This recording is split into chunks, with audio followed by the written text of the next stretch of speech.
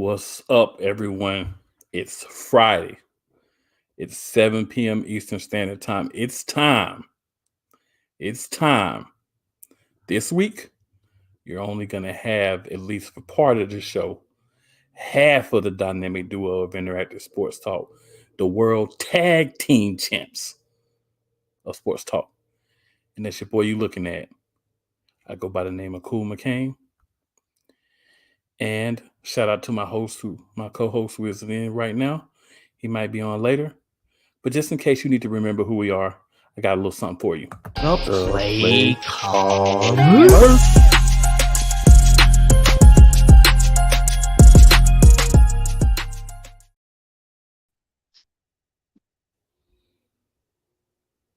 What's up, man? Gentlemen, we are back, and we have been joined by the other half of that dynamic duo, and that would be this guy right over here. He goes by the name of Stephen Fox. Yes, sir. So, ladies and gentlemen, packed show for you tonight. So we need to get into it. Surprisingly, my co-host was able to hop on. Had the expectation that he wouldn't, but it's all good. The more, the merrier. So, wait, man, I'm gonna be definitely letting you lead a lot of the conversation tonight, man. Just a little insight for the people out there. Had LASIK surgery this morning, so my ability to read anything has been severely compromised. So I've done pretty much no research. So I would definitely be letting my co-host take the lead on a lot of tonight. But I'm gonna have some opinions that I'll be happy to share with y'all on a few things. So that does not come to a surprise to me at all. But to hop into it, let's start off with a quick WNBA topic. I wanted to not necessarily really get into, but I just needed to talk about it, right? So the New York Liberty, the owner was fined $500,000 for allowing his people to take chartered flights. That's against the CBA for the WNBA. First thought that came to mind when I heard it was, why is it even against the CBA? How is that like any type of competitive advantage? My second thought was, you did sign a CBA that allowed this to happen. So good people in the WNBA, when this comes back around, you got to correct this issue as well as some other things. I understand it's a growing league, so you're not at the same level. The biggest thing that shocked me was when I got some of the insight into other things that they quote unquote considered.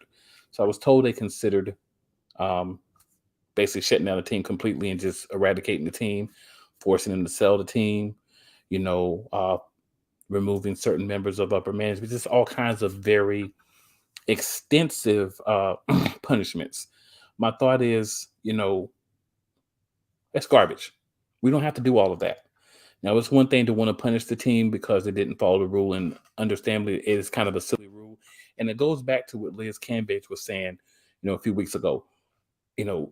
A lot of times they have to pay for their own flights, right? They have all these things that they're pretty ridiculous when you look at the totality of a league that's making money. It may be operating at a deficit, but you still have world-class athletes that should be taken care of a certain way. So, that's just really my thoughts on it. I don't know if you have any thoughts on it, co-host, but just, I just wanted to address it and kind of say, like, New York Liberty, I understand what you do, but be smart. And also WNBA, this is not how you build your brand. So come on, man.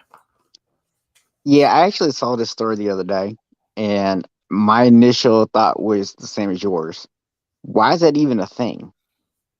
Like, seriously, like you actually thought to yourself at some point you need to put that into the CBA to say that as an owner you cannot pay for a chartered flight for your team? Like, I'm just like, okay, that's a little crazy. I really don't understand why the teams actually would have agreed to that in the first place.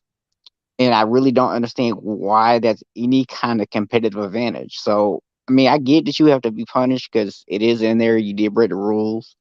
I didn't actually see what you were talking about in terms of dissolving the team and that kind of stuff.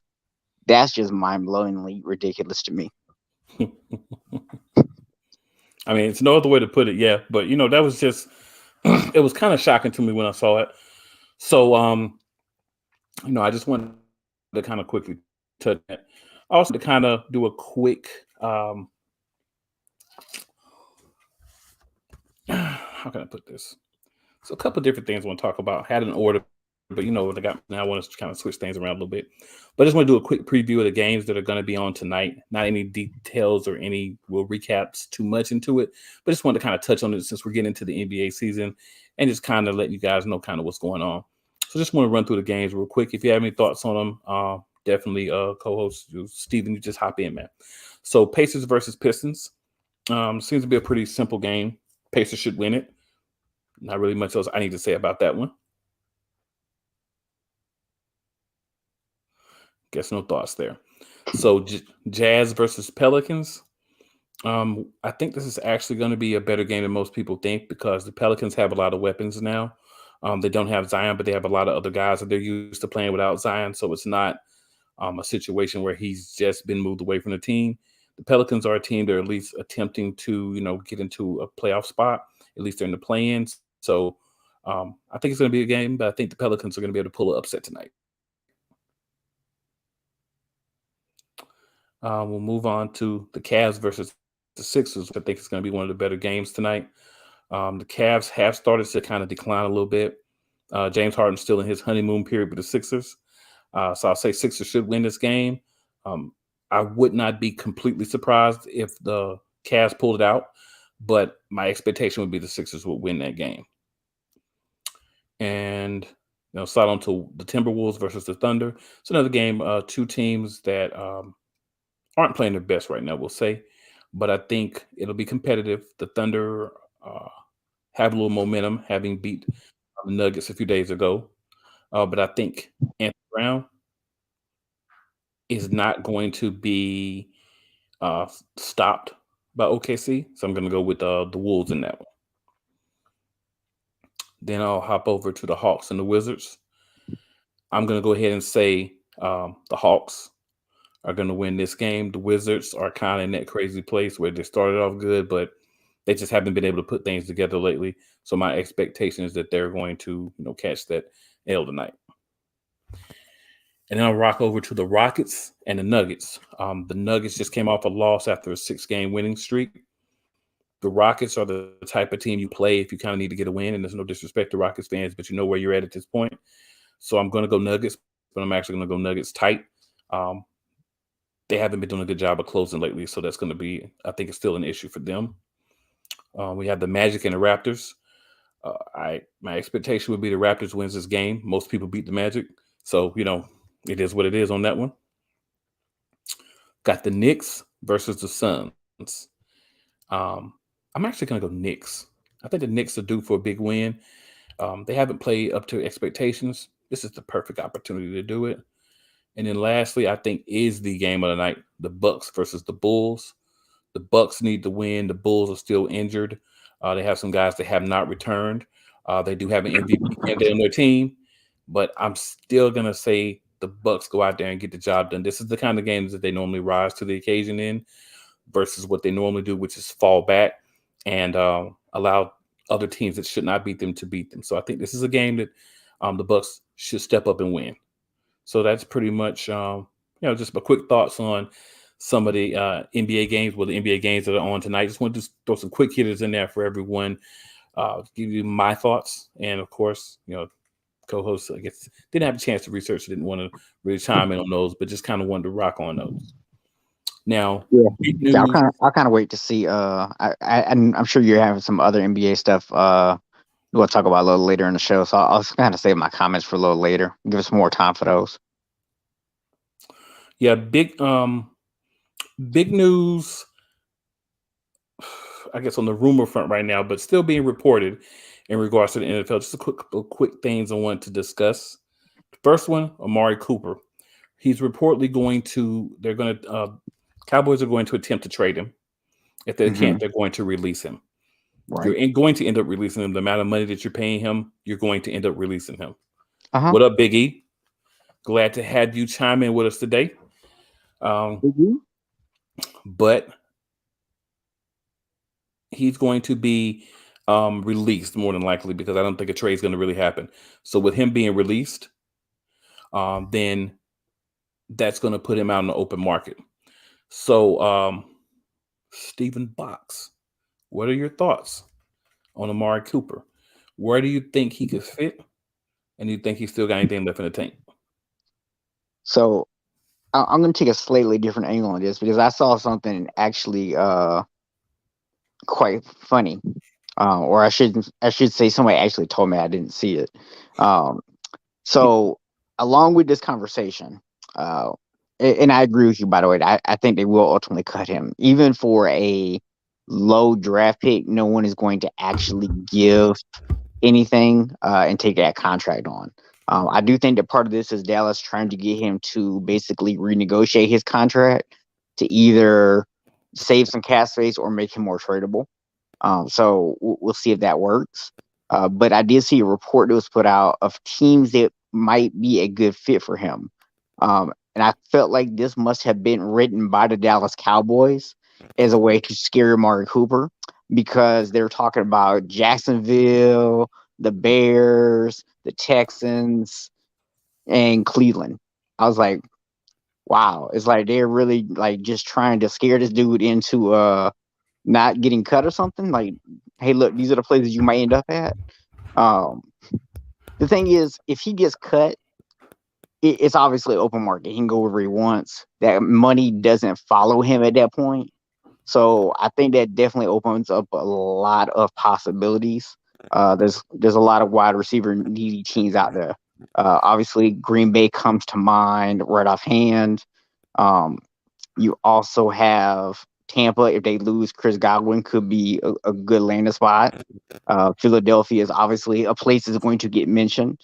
San Francisco is another place that's going to obviously get mentioned, just because those are teams that always get mentioned in every wide receiver conversation. I would not rule out a team like Buffalo trying to add even more weapons up there. We know Kansas City loves to have as many weapons as they possibly can. Even a team like New England, they would love to add another weapon for Matt Jones. So a lot of possibilities. Yeah, speaking of New England, read a report also that that they're looking at possibly bringing in Chris Godwin if he hits free agency. So that could be interesting. Them, I think if you're Tampa Bay, to go back to them specifically, either way you need to add another receiver because you did lose Antonio Brown as well.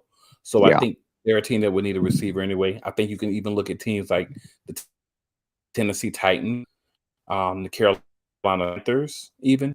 There's a lot of teams, depending on how free agency rolls out, the Chargers, the Las Vegas Raiders may be interested in bringing them back because, I mean, honestly, they could use someone of that caliber. So there's a lot of teams, like you said, that really are going to be wide receiver needy. And then you have teams, like you said, Philadelphia, the 49ers always get mentioned in those conversations. Green Bay, definitely another one to look at. Maybe even, hey, Minnesota, maybe they're going to make a move with Thielen. So you never know. There's a lot of places that definitely could use in Miami.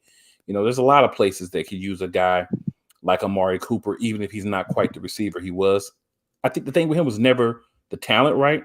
I think it was right. just what you were going to get for him, right? You're not going to pay him that contract. He's overpaid. Yeah, So Dallas overpaid him. So now that you overpaid him, you got to cut him before the fifth day of the new year so that you don't take the massive cap hits. So that's kind of, that's what happens. And I mean, I guess it was a good fail safe for Dallas to have, like, okay, things don't work out, we can cut him for a minimal cap hit as long as we do it before this date. I think that's something wise that they at least put into that conversation. So, yeah, Dallas yeah. Because actually they're did gonna something save that could be a smart move, and I'm kind of scared to say that. they're gonna save 16 million if they cut him. Right. And 16 million off this year's contract and then no future money. That's not bad. And you're already 20 million over, so you definitely need that space. So 16 million will go a long ways in helping them resign a lot of other free agents. Oh yeah, because I mean he's not going to be the only person that's going to have to renegotiate or be gone. I Yeah, read some things where they're talking about Zeke may be also traded to a different team, to get rid of that money as well. So I think you're going to have things happen. People are going to move. it's going to be what it's going to be. Dallas has to do it. The team that they have is not good enough to do anything besides win the NFC East, which has been the weakest division in the NFL for a couple of years. I don't think it was last year. That's a different conversation. But while we're on it, hey, I think it's the NFC North. Straight up, I think the NFC North is the weakest division in football. Yeah. I would have to really think on it, but it's a pretty solid argument. I would be hard pressed to make a solid case for anybody else. Yeah, and not saying that the East is great, but at least the East has had two teams in most years besides last year, which was like a bottom out year. Not this past season, but the season before that, where everybody was really bad. But besides that, man, it's been a pretty competitive division with at least two teams vying for making the playoffs as we did last year. So I just think, when you really look at it, think about the North, right? You got Green, but then you had the Vikings, you had the Lions, and then you had the Bears. I mean, the Vikings, Lions, and Bears, 2 to 3 of them have been hard for the last 20 years, maybe. So the thing is, let's be serious. That's, to me, the worst division. But the Eagles, the East is probably the next one, so we're not too far off. But hey, I'd rather be next to the worst than the worst. Don't forget about the NFC South now. I mean, I do think that the North is worse, but I mean, outside of New Orleans having a really good defense last year and Tampa Bay, that was not a great division. Well, I agree, but I would say that they at least had two teams that had an opportunity to say that they were that they were close to the playoffs at the end of the season. Obviously, Carolina was pretty bad, but I mean, you know how it goes. Lady K and Lord Maximus. Hello, my good people. So yeah, that was just my quick thought on that. And also, there's been a rumor that the Commanders. Sorry, man. When I say it, it just makes me laugh. The commies, as it should. Yeah, the commies. I'm going to call them from now on. So the commies were attempting to trade multiple first round picks for Russell Wilson, and the Seahawks were like, nah. It's almost like somebody on this very show said like a month ago that Russell Wilson was going to stay in Seattle. I think somebody did say that. I'm interested to see what it is that they really want, if they want to trade Russell. I mean, I think my thing was I thought they were going to go ahead and Pete Carroll was going to move on as well. And then whoever was going to come in was just going to be like, let's blow it up and make moves. But I see that, that has not happened. That's what made me say that Russell wasn't going anywhere. As soon as I saw that they said Pete Carroll's come back, I was like, well, they're going to make one more run at it, and they can't possibly make a run at it without Russell. Yeah, that's actually very true. They do need Russ to make that run because you obviously can't do it without him. I know people are running around talking about teams trading for DK Metcalf and all this and all that. I'm like, you're not going to do that as long as you have Russell Wilson there. Now, had he left, maybe you do say, we need to get rid of some of these contracts and get lower on the salary cap so we can start bringing in guys. But with Russell Wilson there, you got to try to make a run. I mean, he's that type of quarterback. You got to try to make a run with him. So I guess that does lead credence to your affirmation, we'll call it, that he's going to stay there. So as of now, he's still there. In the future, maybe he's not. But today, Russell Wilson is still a Seahawk, and they are not looking to trade him, or so they're saying, at least not to the commies. So, ladies and gentlemen, we are going to pause for a little station identification, and we'll be right back with you.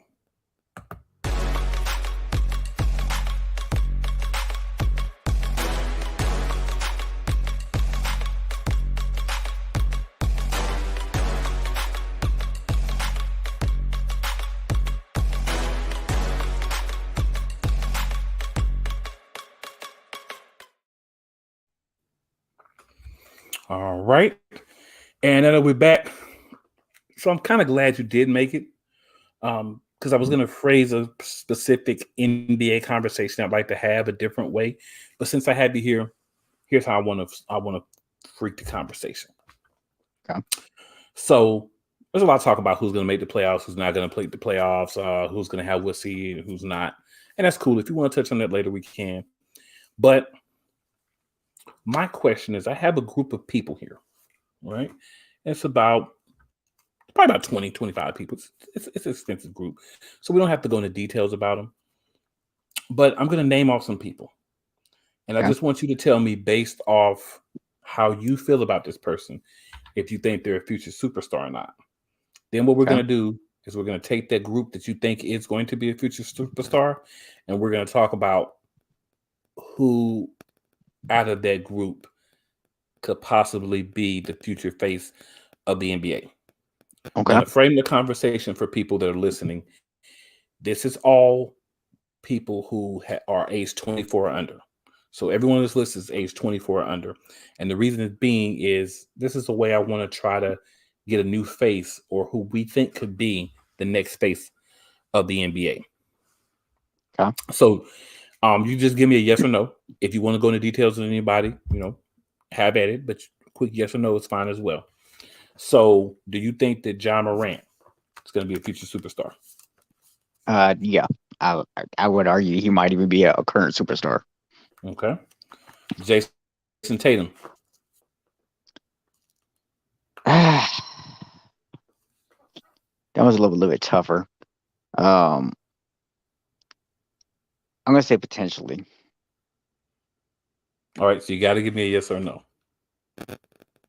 If I had to say yes or no, depending on, I guess, your definition of superstar, but I'm gonna lean towards no. Okay. Well, so no. All right, DeAndre Ayton. Yeah. Jalen Green. I have not watched enough of Jalen Green to give you an opinion. All right, so that's a no for now. Trae Young. Yeah.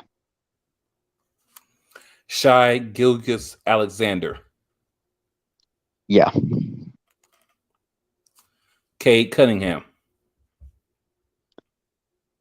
I only got to see him once or twice, so I can't really give an opinion just yet. All right, so we'll treat that as a no. Scotty Barnes.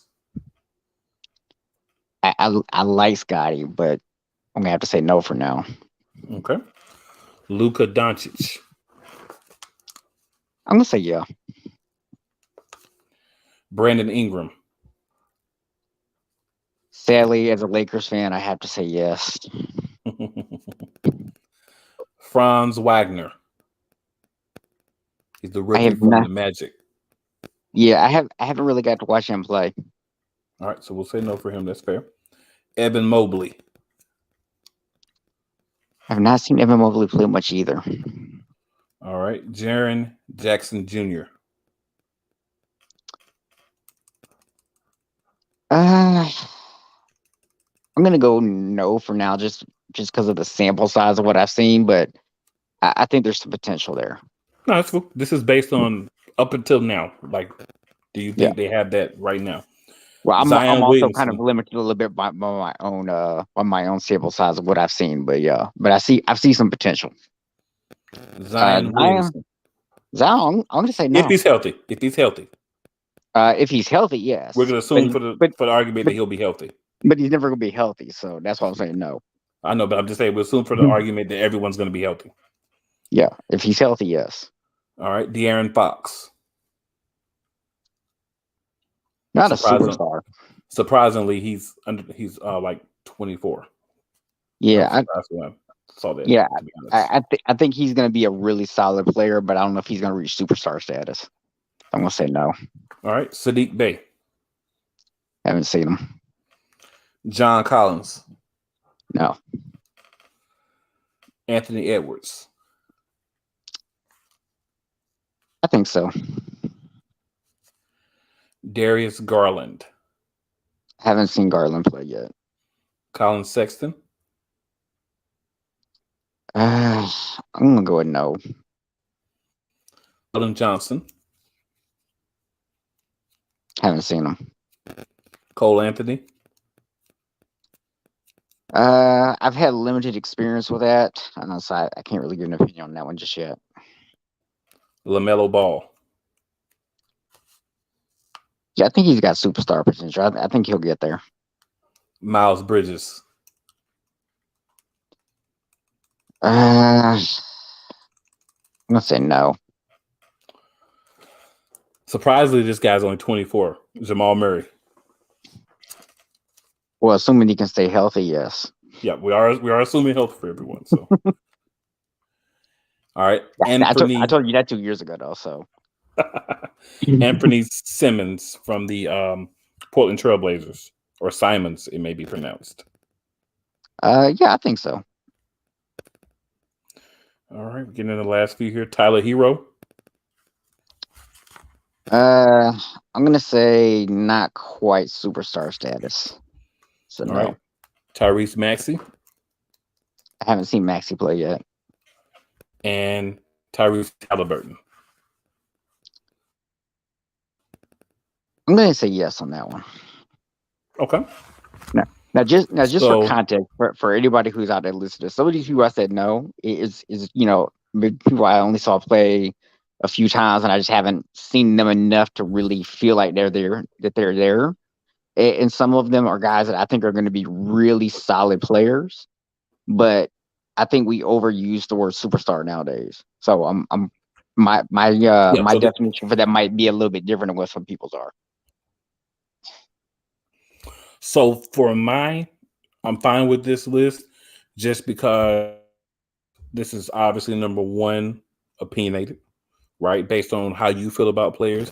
And, you're right. Everybody can't be a superstar.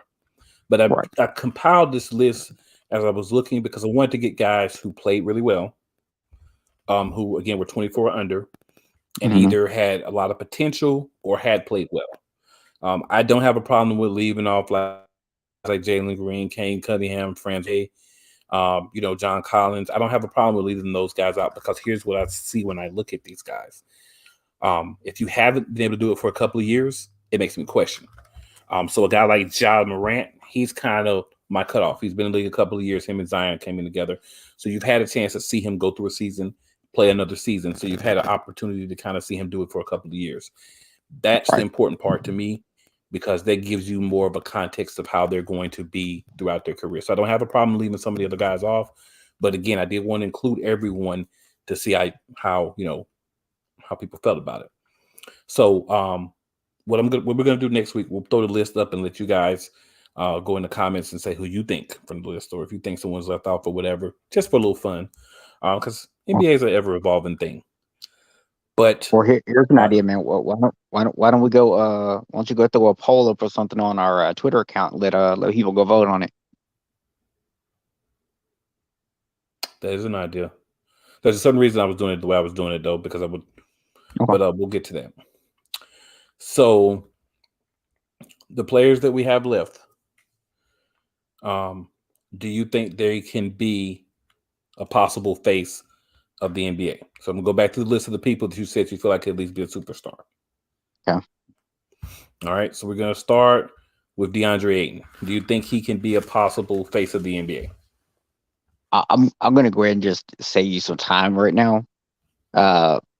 In terms of looking at the guys that are on that list that I feel like could be like the future face of the NBA, the two that stand out the most to me is LaMelo Ball and Ja Morant.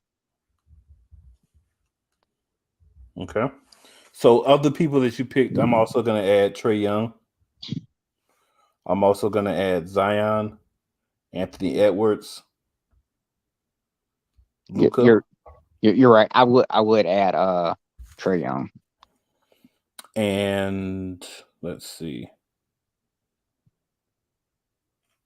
And maybe Tyrese Halliburton.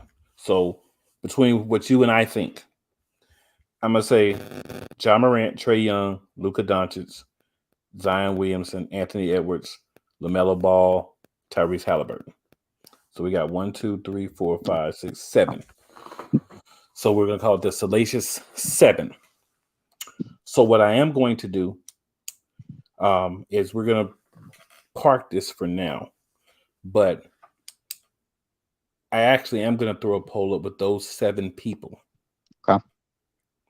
And also, I'm going to leave a space for people to say if they think someone else should be on this list that is not on this list. But I think these are the guys from who I was able to kind of pull out based on the criteria of being 24 or under to have an opportunity to be a face of the NBA. I think Jamal Murray won't get there because, of course, Nikola Jokic is there.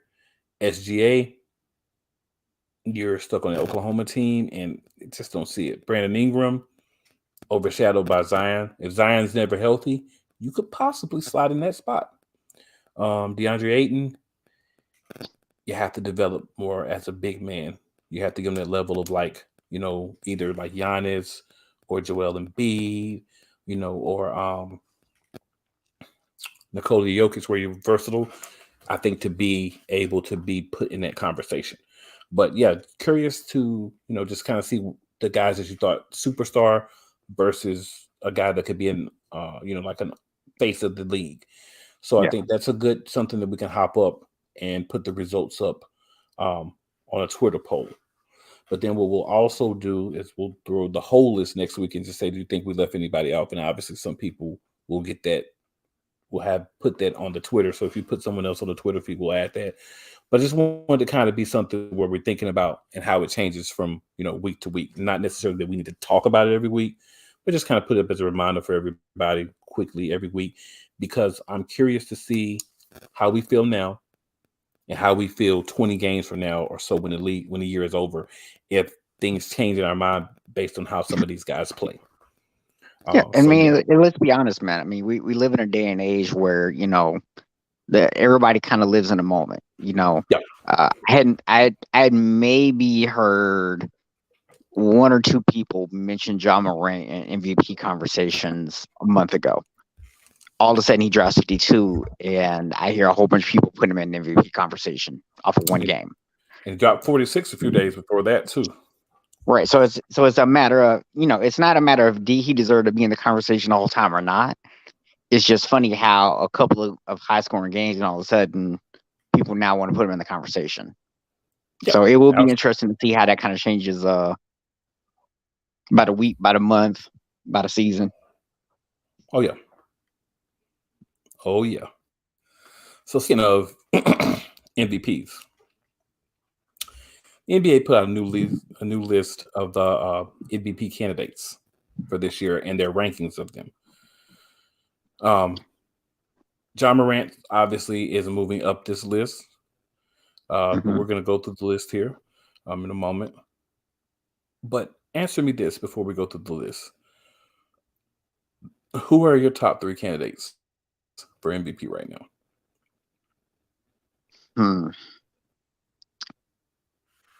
It doesn't have to be in order, just who you think would be the 3 guys that you would say you would be comfortable with being the MVP of the league right now. So I hate to leave it at 3 because I know that somebody's gonna be like, you left so and so off. So I'm just gonna go put out that. Of course, I'm leaving somebody off. I would say my top 3 guys in no particular order right now will be Joker, Giannis, and Ja. Okay. So according to the Kia NBA MVP ranking, they had Nikola Jokic as number 1. He was number 1 last week as well. The team had a good week, right? They didn't lose until today, so that probably had something to do with it. Yeah. And number 2, they have Joel Embiid. He was number 2 last week as well. Yeah. I'm not gonna get into the stats too much because we're not a super stat show. Giannis Antetokounmpo is number 3. DeMar DeRozan is number 4. I have to quickly say something about DeMar DeRozan, and when we get to 5, I'll let you know if you want to say anything about the top 5. Cool, but quickly I have to say about DeMar DeRozan, a lot of his hype he does offensively, but as I was looking, I was interested to find out that he does average 5 rebounds and 5 assists a game as well. So while he gets I guess you would say he gets noticed or a lot of people feel like what he does is just the offense. He does put in rebounds and assists as well. Getting 5 and 5 a game, it's not bad at all. So he does add a little bit more than just the scoring. They have John Morant. So just to recap, because I know you can't see anything right now. John Morant's 5, DeMar DeRozan's 4, Giannis is 3, Embiid is 2, and Joker is 1. Any thoughts on those 5? I mean, I would say in the terms of the top 5, I probably don't really have a problem with that. Obviously, I would move DeRozan down to 5. I mean, I put Jaw at 3. I don't have an issue with somebody else wanting to put Embiid in that conversation. Yeah. I'm probably still putting, Giannis ahead of Embiid, but I don't have a problem with him being in that conversation at all. Okay. And then the next 5, number 6, they have Luka Doncic. Number 7, they have Devin Booker. Number 8, Stephen Curry. Number 9, Chris Paul. And number 10, Donovan Mitchell. What's interesting to me on this 5 is you have Devin Booker at 7 and Chris Paul at 9. Mm-hmm. You have Steph Curry at 8. Mm-hmm. So, Golden State's been on a little bit of a slump, but are we really moving Steph Curry? And he was 5 last week, just to be clear, all the way down to 8. Luka was 8 last week. He's 6 now. Booker was 6 last week. He's 7th now. Mitchell was unranked last week, and now he's 10th. And then Chris Paul was 4th, but, he's injured. So what I find kind of interesting about the rankings, though, is that's a large drop for a guy like Steph. All he's got to do is come out and drop 2, 35, 40-point games where he's banging out threes, and y'all going to be back with him in the top 3, 4. So I think that's a little funny. And then Chris Paul even hanging in at 9, being injured, I think is very interesting. Some other guys that they have like on the cusp is Rudy Gobert, James Harden, Jason Tatum, Karl Anthony Towns, and Trae Young. I'd rather see Trae on this list than Chris Paul any day of the week. Yeah, That's, I mean, it's just me. to me, honestly, I don't feel like Chris Paul or Steph Curry ever once should have been as high as they were. I don't think Chris Paul should have been 4th. What I find interesting, though, is Embiid is still hanging around right at number 2, and you got another guy that plays on his team that's on the precipice of getting in the top 10, in James Harden. So I think we're going to see is Embiid is not going to put up some of the numbers that he has because he's going to now have Harden on that team, right? And I think it's not necessarily a negative for the team, but it may hurt his opportunity for the MVP award. Mitchell probably should be a little bit higher than he is at 10. He's been solid every year in the league. He's a guy that I would definitely feel like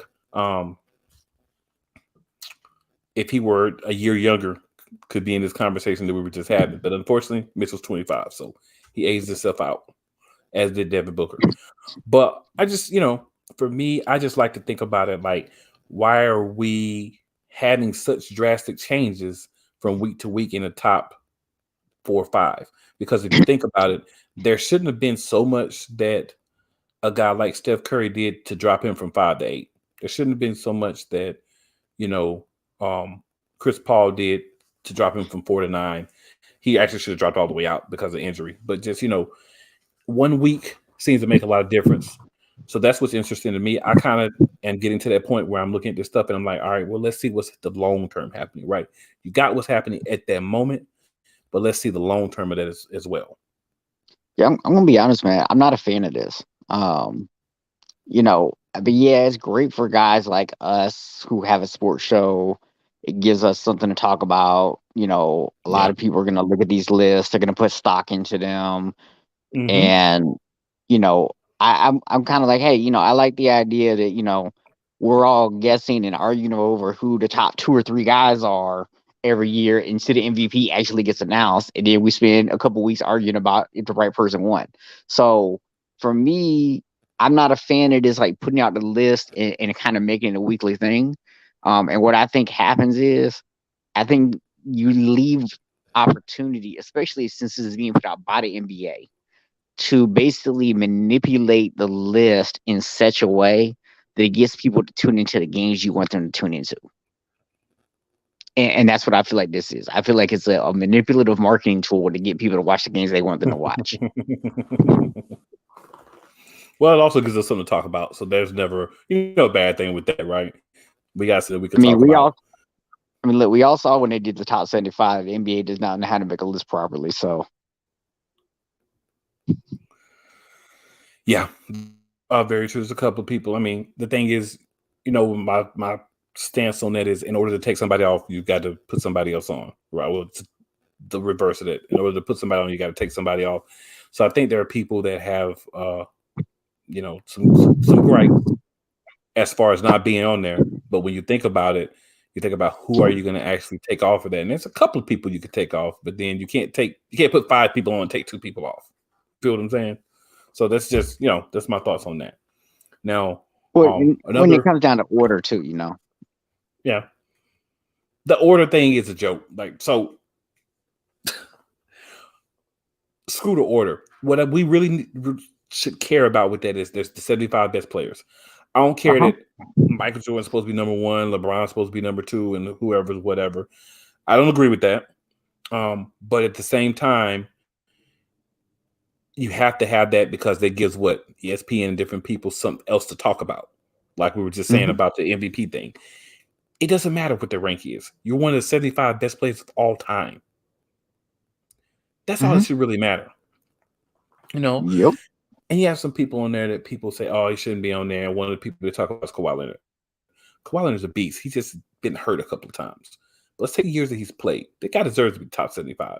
Now, there's some people you may want to say, oh, well, you should put this person in over him. Championships in multiple places. And let's be real. Best player on his team in multiple. He's been in the playoffs. I can't think of a year that Kawhi Leonard was not in the playoffs when he played since he's been in the league. So I'm just saying you got to put some respect on some of these guys and think about their long-term effect on the game. Yeah. I mean, it goes back to what I said earlier, man. Everybody's person in the moment, man. If this was 2 years ago, right after he wins the championship in Toronto, and you put him on his list, nobody even would dare say he doesn't deserve to be on the list. But because he's coming off of the injuries, now all of a sudden he didn't deserve to be there. Yeah, you get a lot of that sometimes. All I can say for that is, it is what it is. But I do appreciate the fact that for the most part, I feel like they got it right with the top 75. It's not perfect, but I think they got it pretty right. There's more that I say, okay, I can see that then. Oh, I can't believe they did that. So that, that's how I judge that. Well, man, if you're putting out a list of 75, you should be able to get, quote unquote, most of it right. This is the end. Let's not make assumptions that we know are not true, sir. I'm just saying, so the odds are in your favor. May the odds forever be in our favor, right? That's right. So, another rumor that I heard, I want to talk about a little bit, was NBA expansion franchises. So, the rumors that I've read multiple places, NBA wants 2 expansion teams, one back in Seattle and one in Las Vegas. So I look at that. Both of those are clearly going to be Western Conference teams if this were to happen. Obviously, there's no guarantee, but if this were to happen. So my thoughts on it would be, okay, if it were to happen, then what team are we going to take from the West and move to the East? And there's clearly one team that would be the one making that move. And that's New Orleans. So I think if you were to do this, New Orleans gets shifted to the Eastern Conference to make that 16. And then you'd have Vegas and Seattle both join as Western Conference teams. Now, I will say this. The part that makes me even bring this up is that Seattle is included. And I know for certain that the league wants a team back in Seattle. They really got screwed out of their team. The guy that bought the team, he never really wanted to keep the team in Seattle, and he didn't really go hard to try to secure a new stadium in Seattle because he wanted to move the team to Oklahoma City. So I think the Right. NBA definitely wants the team back in Seattle really badly because that fan base is still rabid years later. So you got to get an NBA team back there. So that makes me say this rumor could be true. And he's got to add two, right? You can't just add a team in Seattle. If they could just do one team, that would have been happened, but that causes the imbalance. And Vegas is a smart place to add a second team because you're always going to be full, right? Because people are going to come to Vegas. Part of the Vegas experience is, oh, we'll go watch the Vegas team play, just like they do for the Raiders. So Yeah. you kind of have that. I can't think of a single East Coast city that would be more appealing than Vegas. Right. That you can't. There's no city you can argue and be like, oh, they should put a team here instead of there. That's clearly the place. If you're going to do it, those are two that really make sense. So whether this is one of those like we always talk about, where some journalists said, this could be the places where teams could go. So we're going to have teams go there, and we're going to see what happens. Unless we're talking about that, this does make sense. And even if we are talking about that, this does make sense. And I am big on, if you're expanding, it's got to make sense. If it's a logical place, if there's somewhere that's already really talked about, then why not go ahead and make it happen? And that's clearly what we have in Seattle. And then, like you said, Las Vegas is in the spot where you say, obviously we put a team there. Why would we not? So I think, if that happens, man, that's going to be exciting. That's going to open up a market that really, really needed a team. And then also a market that's going to not probably have as much loyalty. I don't know. Maybe Vegas is more loyal than I'm thinking, but you're going to fill it up because it's going to be another Vegas experience.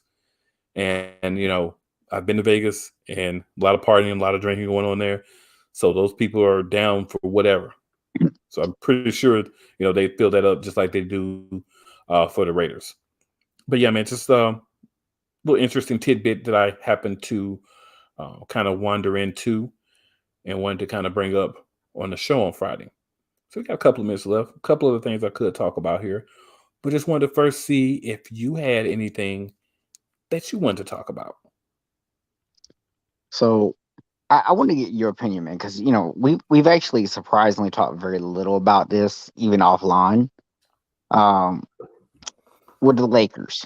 I mean, I'm a Lakers fan, but I'm not very happy with my team at the moment. Uh, and we've talked a little bit about what some of the problems are over there, right? And we both agree, Westbrook is basically being asked to do something different pretty much every night. He's being asked to not play his game.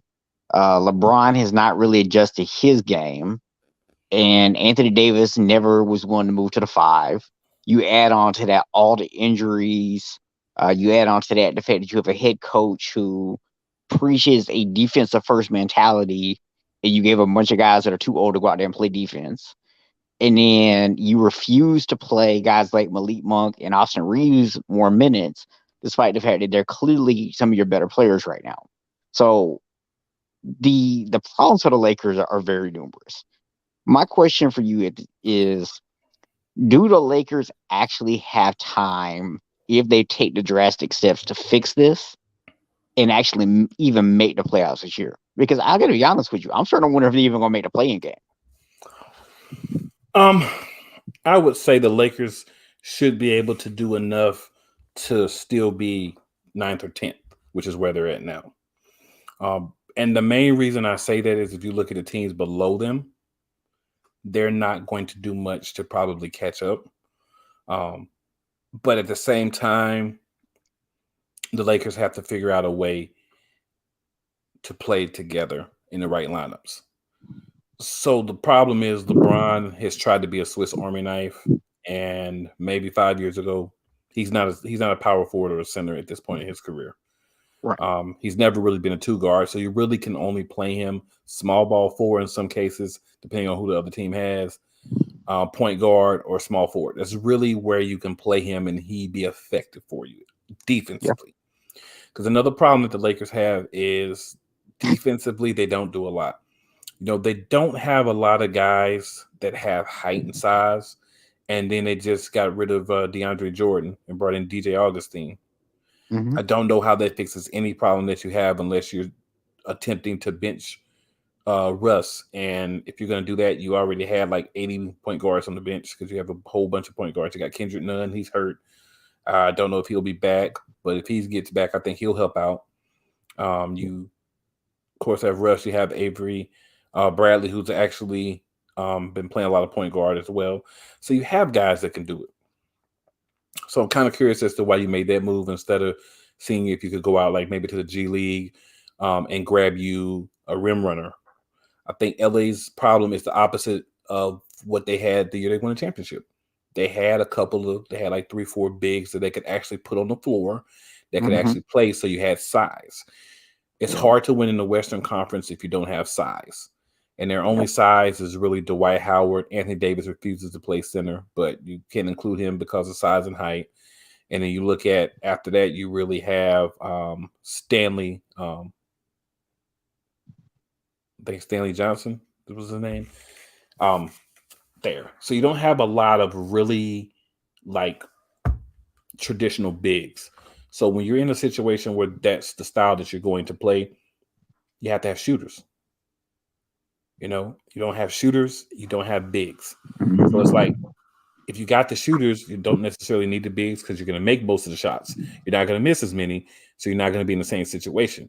But what I'm seeing with the Lakers is you're not able to make the shots and you're not able to rebound. So it's Yeah. a similar problem to what the Denver Nuggets were having a few weeks ago. But what they did to try to fix the problem is when and got DeMarcus Cousins. You Right. know, and I think that was wise because that's another actual center. So if you ever run up against a situation where you need 2 centers in the game at one time, you have to have 2 that can actually play the position and want to on the team in order to do that. Then spelling each other. So Jokic wants a break, you're able to bring in Cousins. Before we were bringing in guys that didn't really play center. We were kind of in that same situation with the Lakers. I think another problem with the Lakers is that they'll have to solve is who's going to be the closing lineup. Closing lineup needs to have Austin Reeves and Malik Monk. So common logic would say that you throw in LeBron, Anthony Davis, and whoever else, Russ, in most cases. Right. But when you're watching the games, that lineup's not effective. Right. So I think the biggest thing, I think they will make the playing game to answer your question. I do believe they'll make the playing game. Can they win it and make a run in the playoffs would be my question. And as of right now, I'm going to say no. They could win the playing game because they will be playing 2 other inferior teams that have problems like them. And in a 7-game series, they should be able to win that. But I think when you get into the actual, in the 1-game series, they should be able to win that. But I think when you get into the 7-game series, that's where they're going to have problems because of the age and other factors. Carmelo comes in, he plays well. I think him, Austin Reeves to a degree, and Malik Monk are 3 guys that you need to figure out how to get on the floor more together. Mm-hmm. Yeah. Russ plays well with them. Who does not play well with them is LeBron. Because LeBron wants the ball. Yeah. You know, and he's earned it right. So don't get me wrong. Like I'm not one of those guys that's a LeBron lover at all. But I'm not a hater either. But I understand like you have to figure out what the problem is. There are times where you're going to need to sit LeBron James if you want to get to where you want to get to. And it's not necessarily to say, oh, LeBron James can't play anymore and he's getting older and his skills are diminishing. They are, but it's not to say that. It's to say you need to figure out lineups without him where you can generate points. If you're able to do that, guess what happens? This crazy thing you never believe in all of your life. Other guys start stepping up. That's what the Lakers are missing. Other guys stepping up in the closer. I think Malik Monk needs to be the closer. He's the guy who does not fear taking the shot and can make the shot from anywhere on the floor. Young legs, he can play heavy minutes. That's the thing, too. You got to figure out a way to say, all right, let's maybe drop LeBron down 5-10 minutes. Let's maybe add 5 minutes for Carmelo. You know, let's start getting Dwight in the game more because you got to have someone to play center. You know, Stanley Johnson can come in maybe and be the backup because he is a power forward. So you just have to figure out ways to take the pieces that you have because you pretty much have what you have unless you go out and find somebody on the open market that you can pick up that got dropped by another team or, you know, whatever. You have what you have. So you just got to figure out ways to make it work. The Lakers are in alert mode. They should be. The rest of the season should be the Lakers trying to do the best that they can to try to win games, because at the end of the day, they have not done a good job of that. And that's why they're sitting where they're sitting. It can be turned around, because the bottom of the West, when you get to 11, 12, 13, they're not good. So you have a competitive advantage there that you should be able to lose. But there's teams there, like the team that's 11th in Portland, that have beaten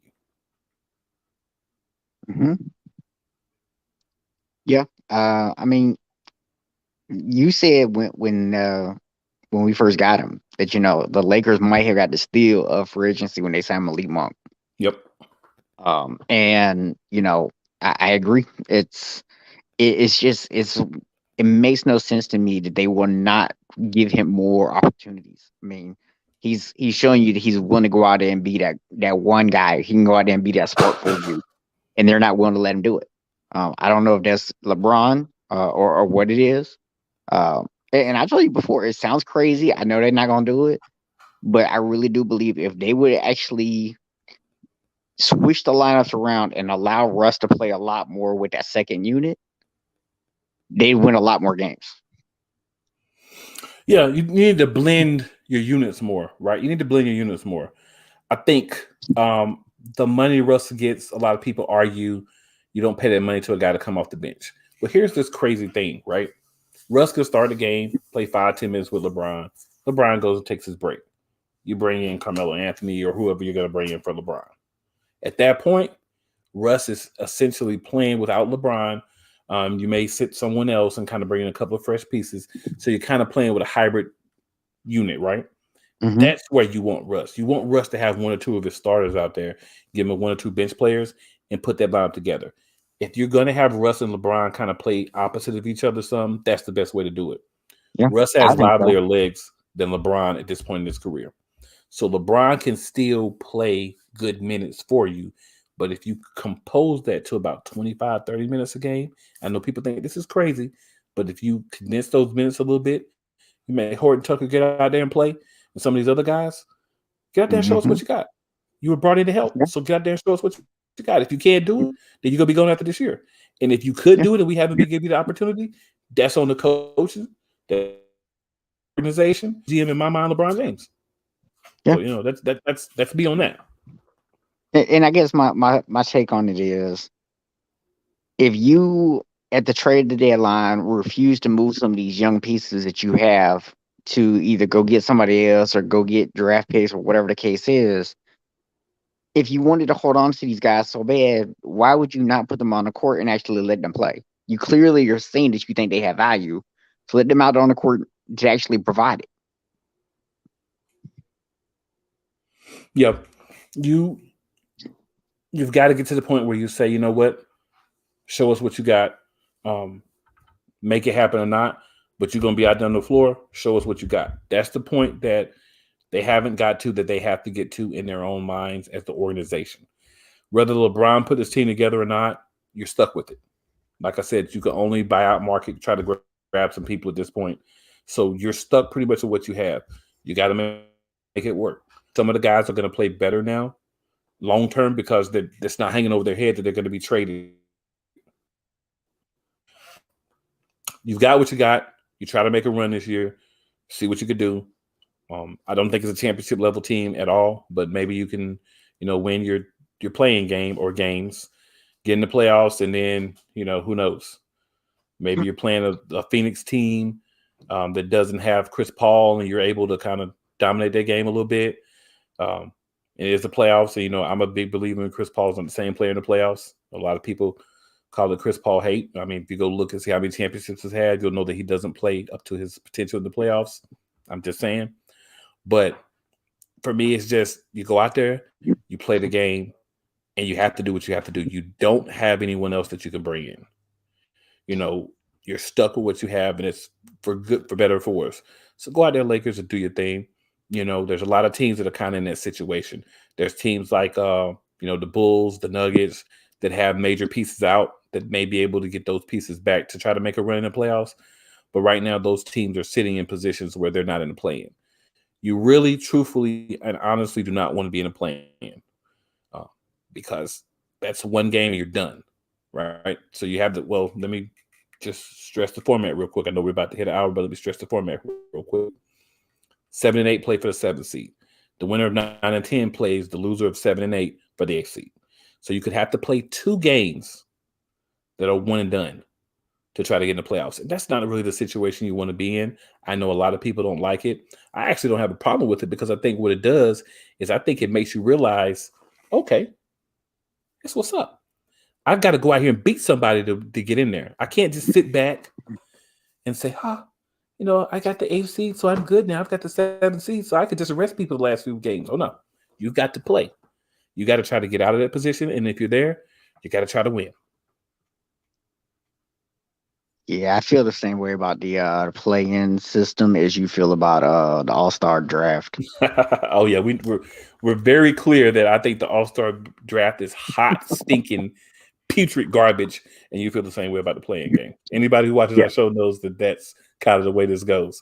But hey, man, I mean, I say it's there. You know it's there. So there's only one thing to do. Look, and I say this as a Lakers fan who last year we got in through the playoff games. We wouldn't even have made it in otherwise. Because I think we were the A seed. Yeah. But this year that's the Lakers' only hope of getting in. And I still hate it. And I still don't think it's worth it. I don't think we deserve to make the playoffs. So there's that.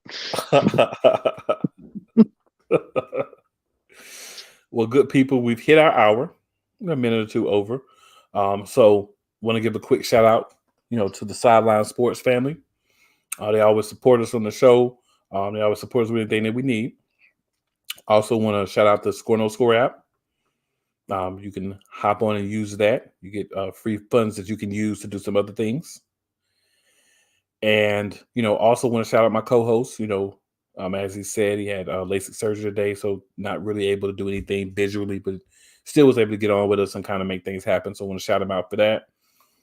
And, everybody that watches the video live, everybody that watches the replay, kind of want to, just say thanks to them. Because at the end of the day, man, if we don't have you guys, it doesn't matter. So appreciate everybody for watching. If you're watching the replay, definitely like and subscribe. If you're watching it live, like, subscribe, and notify. And with that, just want to let y'all know who we are one more time, and we out.